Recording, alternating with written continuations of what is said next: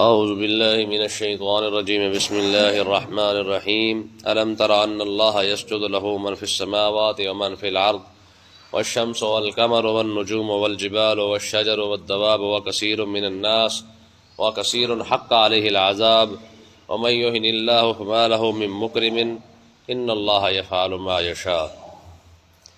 پیچھے اللہ تبارک و تعالی نے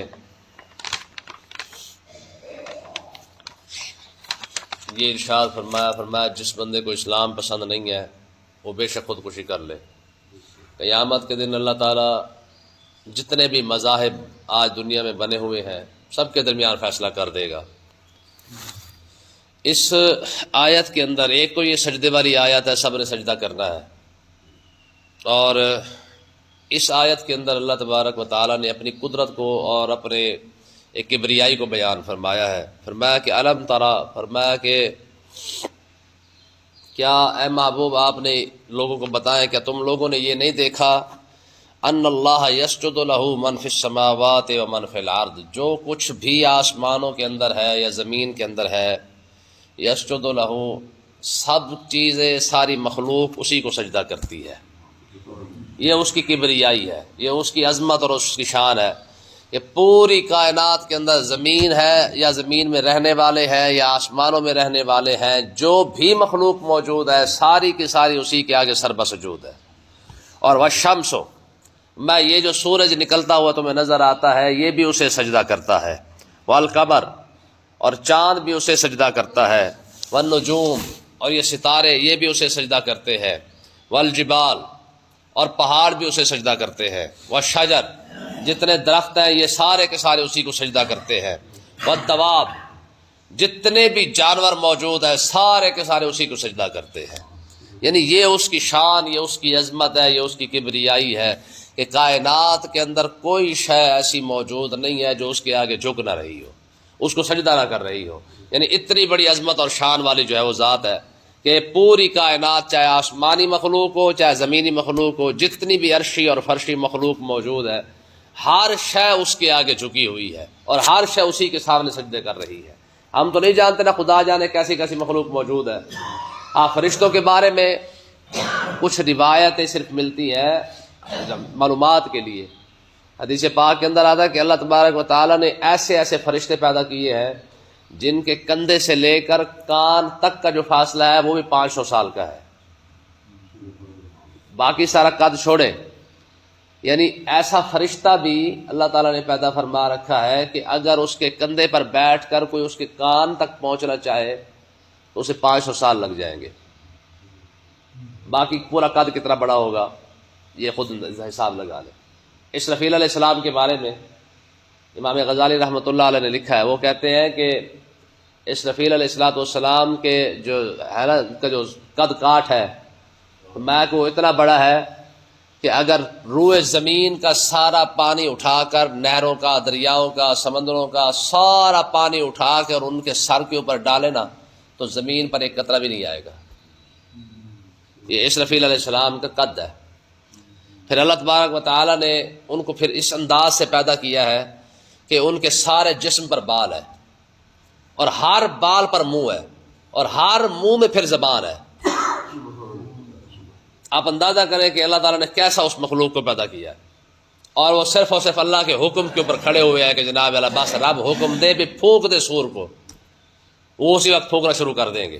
اب دیکھیں نا وہ فرشتہ کتنا طاقتور ہوگا کہ جس کے سور پھونکنے کی آواز کو آسمان بھی برداشت نہ کر سکے اور پھٹ جائے، زمین ریزہ ریزہ ہو جائے، پہاڑ ریزہ ریزہ ہو جائے۔ رب نے آخر اسے پیدا تو کیا ہے نا، اور پھر ہر زبان، ہر بال کے اوپر منہ ہے، اور علماء امام غزالی کہتے ہیں کہ 1000 منہ ہے اور ہر منہ کے اندر 1000 زبان ہے، اور پھر ہر زبان کے ساتھ وہ اللہ تعالیٰ کی تسبیح بیان کرتا ہے۔ وَإِن مِّن شَيْءٍ إِلَّا يُسَبِّحُ بِحَمْدِهِ، فرمایا کہ کائنات کے اندر جو بھی چیز موجود ہے ہر شے اسی کی تسبیح کرتی ہے، اسی کو سجدہ کرتی ہے، اسی کی حمد و ثنا کرتی ہے۔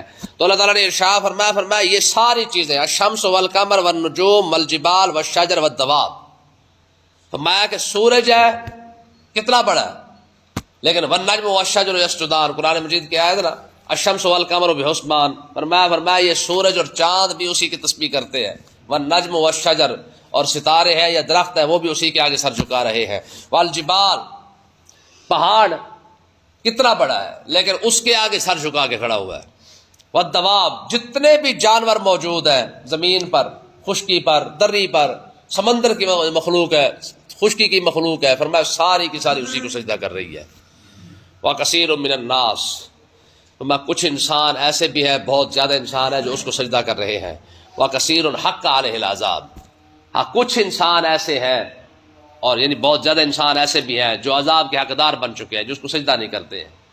یعنی یہ جو سرکشی، جو نافرمانی ہے نا، یہ دو مخلوقوں میں ہے، ایک انسانوں کے اندر، دوسری جنات کے اندر، باقی ہر شے اسی کے آگے جھکی ہوئی ہے۔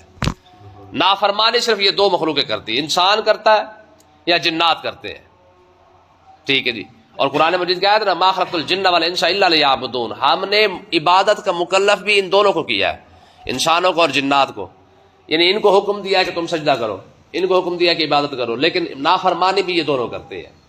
تو اللہ تعالیٰ نے ارشاد فرمایا وَمَن يُهِنِ اللَّهُ فَمَا لَهُ مِن مُّكْرِمٍ، فرمایا جسے اللہ تعالیٰ ذلیل کر دے اسے عزت دینے والا پھر کوئی نہیں ہے۔ بس اتنی سی بات ہے، عزت اور ذلت یہ میرے رب نے اپنے ہاتھ میں رکھی ہے، اپنے دست قدرت میں رکھی ہے، جسے چاہے عزت عطا فرما دے، جسے چاہے ذلیل کر دے، دنیا میں ذلیل کرے یا آخرت میں ذلیل کرے، یہ اپنی جگہ پہ ہے۔ حدیث پاک کے اندر آتا ہے، ہمارے بزرگ فرماتے ہیں کہ رب اس بندے کو ذلیل کرتا ہے جو لوگوں کو ذلیل کرتا ہے۔ ذلیل کون ہوتا ہے؟ یاد رکھیں، فرمایا جو بندہ دوسروں کے عیب ظاہر کرتا رہتا ہے، دوسروں کے عیب نکال کر لوگوں کو بتاتا رہتا ہے، فلانا نہیں انج کر رہے اسی، فرمایا جو بندہ کسی کے عیب ظاہر کرتا ہے، کسی کے عیب لوگوں کو دکھاتا ہے، فرمایا اللہ تعالیٰ اس بندے کو ذلیل کر دیتا ہے۔ اب آپ دیکھ لیں، اور پھر ایک اور بات، فرمایا جو بندہ کسی کے عیب ظاہر کرتا ہے نا، فرمایا اللہ تعالیٰ اس کے عیب ظاہر کر ہی دیتا ہے، چاہے تھوڑی دیر کے بعد ہی کیوں نہ کرے۔ ہاں جو بندہ عیب چھپا لے، کسی کا نقص دیکھ لیا ہے، کسی کو گناہ کرتے دیکھ لیا ہے، کسی کو غلط کرتے دیکھ بھی لیا ہے، فرمایا صرف اس کو کیا کرے، پردہ ڈالے، اسے سمجھائے، اسے پردہ ڈال دے، لوگوں کو نہ بتائے۔ ہمارے بزرگ فرماتے قیامت کے دن اللہ تعالیٰ اس کے 700 عیبوں کے اوپر پردہ ڈال دے گا، صرف کسی کے عیب چھپانے پر۔ آج دیکھ لیں جس دور میں ہم جی رہے ہیں یہاں پہ، کیونکہ میڈیا کا دور ہے، دیکھیں جی یوں ہو رہا ہے، دیکھیں جی یوں ہو رہا ہے۔ آج کیا ہے، جس کا دل کرتا ہے میک اٹھایا، کیمرہ آن کیا، جناب موبائل آن کیا، اور لوگوں کو دکھاتے پھر رہے کہ لے جی یہ ہو رہا ہے وہ ہو رہا ہے۔ حالانکہ یہ حکم کیا ہے؟ عیبوں کو ظاہر کرنے کا حکم نہیں ہے، عیبوں کو چھپانے کا حکم ہے۔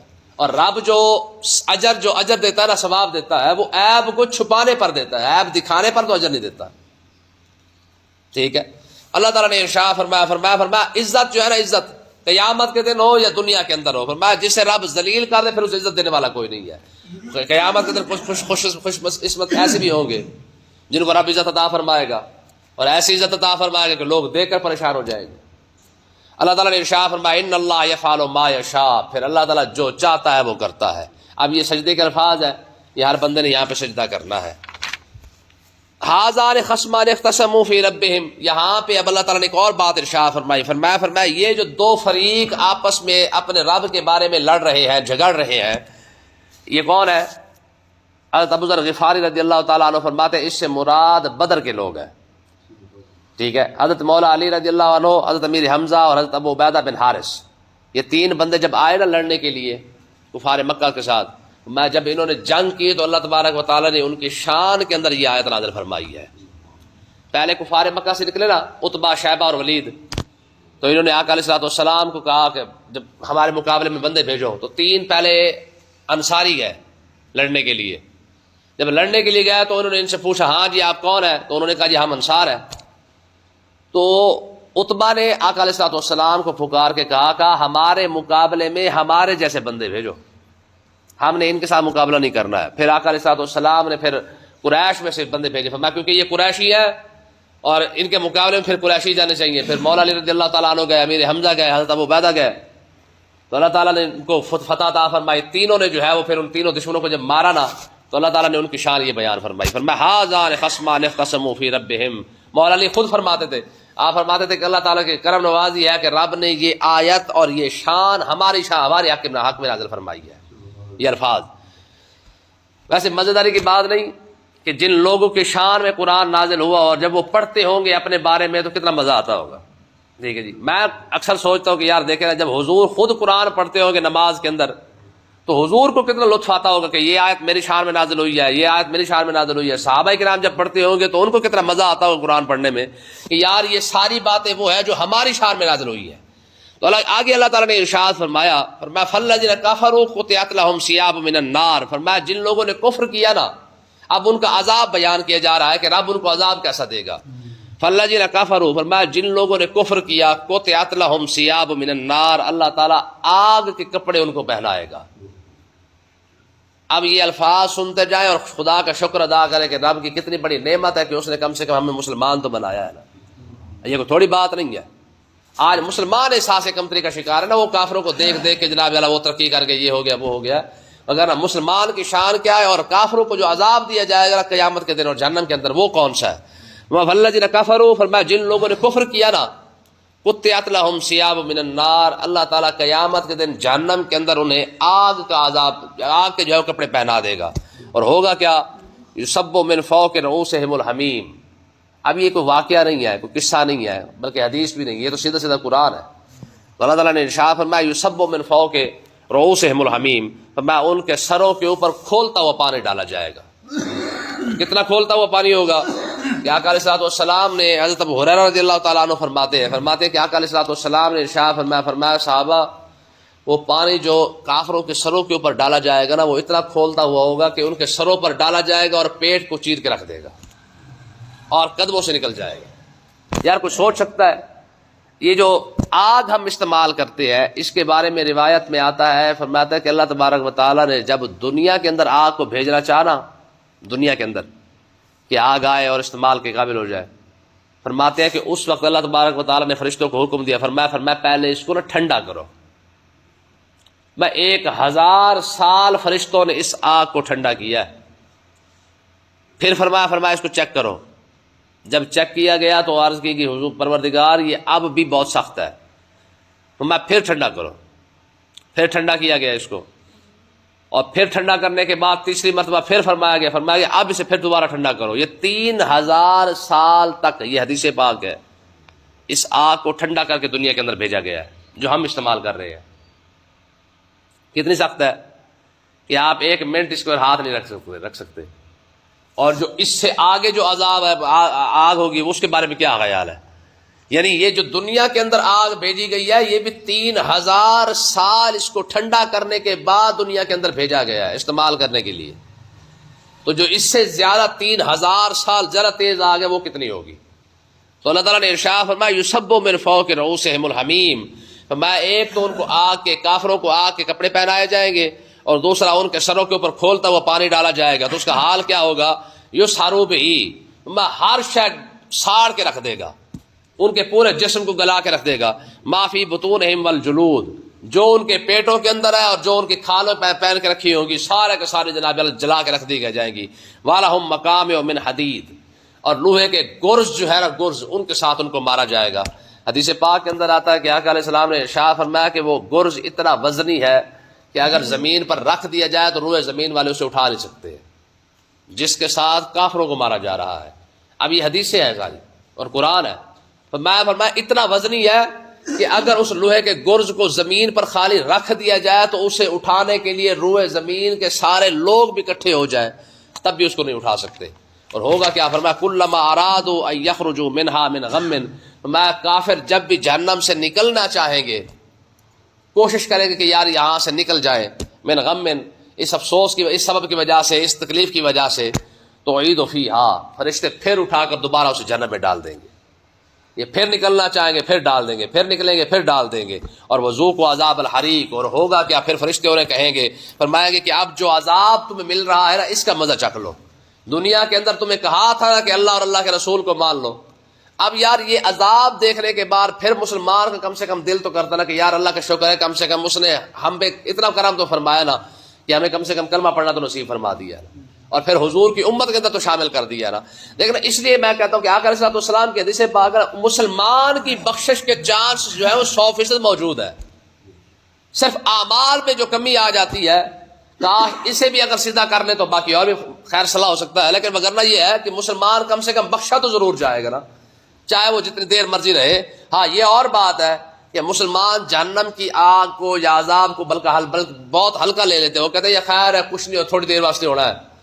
آپ اندازہ کریں حضور علیہ الصلوۃ والسلام نے ارشاد فرمایا جو سب سے ہلکا عذاب ہے نا جہنم کا، وہ بھی یہی ہے کہ کسی کو آگ کے جوتے پہنائے جائے، اس آگ کے جوتوں کی وجہ سے اس کا سارا جسم اور اس کا دماغ کھول جائے گا اور وہ پانی پانی بن کے باہر نکل جائے گا۔ یہ جہنم کا سب سے ہلکا ترین عذاب ہے۔